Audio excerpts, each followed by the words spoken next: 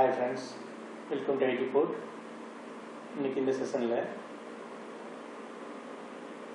ஒரு SQL Server ஆப்ஜெக்டோட நேமை எப்படி சேஞ்ச் பண்ணுறது,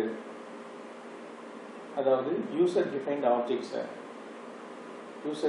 ஆப்ஜெக்ட்ஸில் ஒரு நேமை எப்படி சேஞ்ச் பண்ணுறது அப்படிங்கிறத பற்றி பார்க்க போகிறோம். அதுக்கு நமக்கு sp_rename அப்படிங்கிற ஒரு ப்ரொசீஜர்ஸ் யூஸ் ஆகும். இதை யூஸ் பண்ணி நம்ம டேபிள்ஸோட நேமை ரீநேம் பண்ணிக்கலாம், காலமோட நேமை ரீநேம் பண்ணிக்கலாம், இண்டெக்ஸை ரீநேம் பண்ணிக்கலாம், கன்ஸ்டன்ஸ் அதாவது check constraints, primary key, foreign key, unique key, அதுக்குண்டான கன்ஸ்டன்ஸ் எதுவாக இருந்தாலும் ரீநேம் பண்ணிக்கலாம். ஃபங்க்ஷன்ஸ், வியூஸ், ஸ்டோர் ப்ரொசீஜர்ஸோட நேமையும் ரீநேம் பண்ணிக்கலாம். Data type, user defined data டைப்ஸையும் ரீநேம் பண்ணிக்கலாம். இது பண்ணும்போது முக்கியமாக ஒரு விஷயம் தான் கன்சிடர் பண்ணணும். அந்த யூசருக்கு, அதாவது எக்ஸிக்யூட் பண்ணக்கூடிய யூசருக்கு ஆல்டர் பெர்மிஷன் இருக்கா அப்படிங்கிறத மட்டும் பார்க்கணும். அப்படி இருந்துச்சுன்னா இந்த ப்ரொசீஜர் ஈஸியாக அப்டேட் ஆகிடும். எப்படின்றத செக் பண்ணணும். இந்த டேபிள் எம்ப்ளாயி டேபிள் ரெஃபரன்ஸ் வச்சுக்கணும். Help of employee it is alt F1 or sp_help இப்படி கொடுத்தோன்னா நமக்கு அதுக்குன்னா டேபிளோட ஸ்ட்ரக்சர்ஸ் எல்லாமே கிடைச்சிரும்.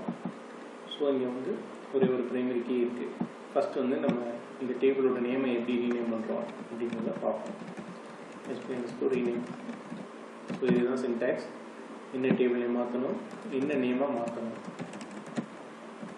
ஸோ எம்ப்ளாயிங்கிற நேமை எம்ப்ளாயி மாஸ்டர் மாற்றப்போம்.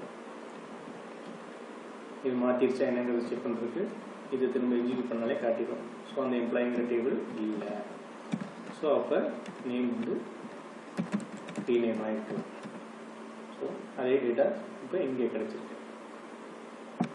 ஸோ இது ஃபஸ்ட்டு டேபிளை ரீநேம் பண்ணுறதுக்கு. ஸோ இதை நான் திரும்ப பழைய மாதிரியே மாற்றிடுறேன். எம்ப்ளாயி மாஸ்டருங்கிறத எம்ப்ளாயி அப்படிங்கிறத மாற்றிடுறேன். ஸோ இப்போ இதுக்குண்டான டேட்டாஸ் நமக்கு கிடைக்காது, இதுதான் கிடைக்கும்.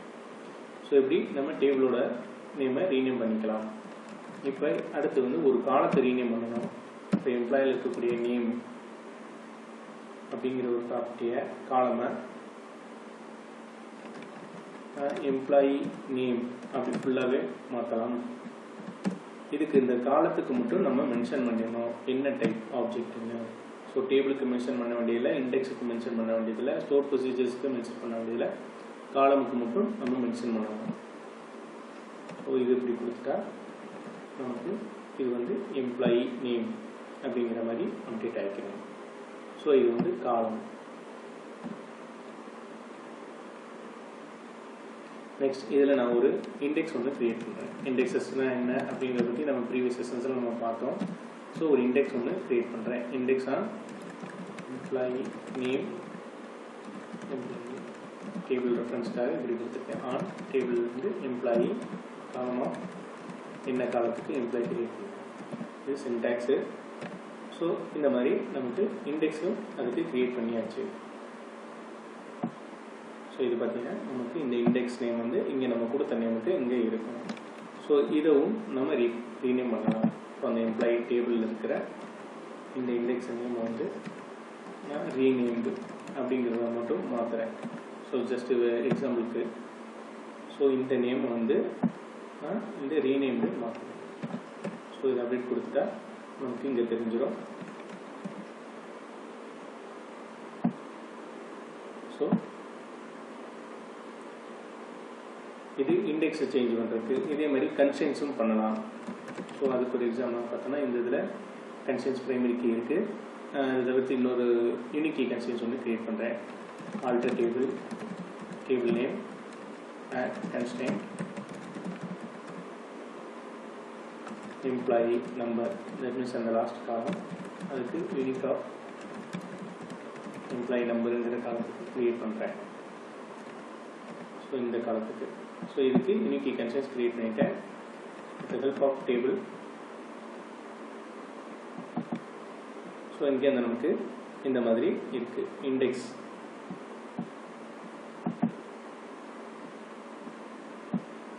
key employee number இருக்கு. ஸோ அதுவும் அந்த டேபிள் இருக்கக்கூடிய இந்த கன்ஸ்ட்ரெயின்ஸை அதுக்கு பதிலாக ரீநேம்டு மாற்றுறேன். Help of table. So first create பண்ணது ஒரு நேமு, இப்போ நம்ம அதை ரீநேம் அப்படிங்கிற மாதிரி மாற்றிட்டோம். இதே மாதிரி ப்ரொசீஜர்ஸ்க்கும் ஃபங்க்ஷன்ஸ்க்கு வியூஸ் க்ரியேட் பண்ணுது அதோட நேம் எல்லாமே நம்ம மாற்றிக்கலாம். ப்ரொசீஜருக்கு பார்க்கலாம். எம்ப்ளாயி பிஆர்ஓசி அப்படிங்கிறத ஒன்று க்ரியேட் பண்ணுறேன். சும்மா சிம்பிள் ப்ரொசீஜர். அதுக்குள்ள எம்ப்ளாயி இப்போ அந்த ப்ரொசீஜரை எக்ஸிக்யூட் பண்ணுறேன்.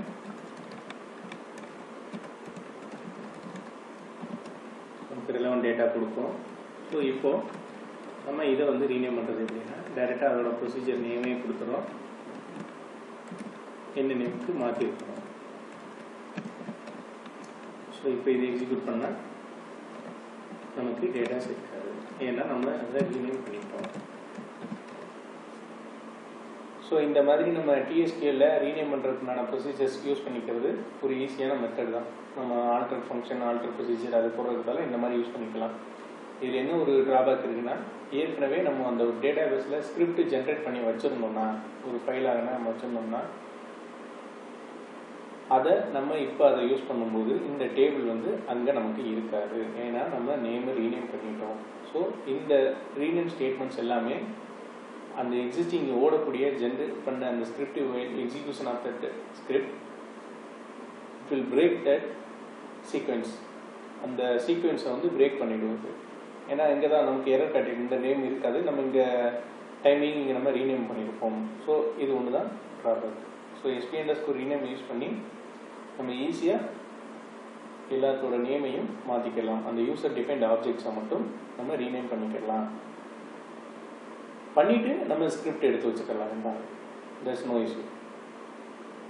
ஸோ இந்த வழியில் நம்ம ரீநேம் பண்ணிக்கலாம். இதுதான் SP_SQL ரீநேம். இந்த செஷன் யூஸ்ஃபுல்லாக இருக்கும்னு நினைக்கிறேன். இந்த செஷன் பிடிச்சிருந்தா லைக் பண்ணுங்கள், சப்ஸ்கிரைப் பண்ணுங்கள். Thank you friends.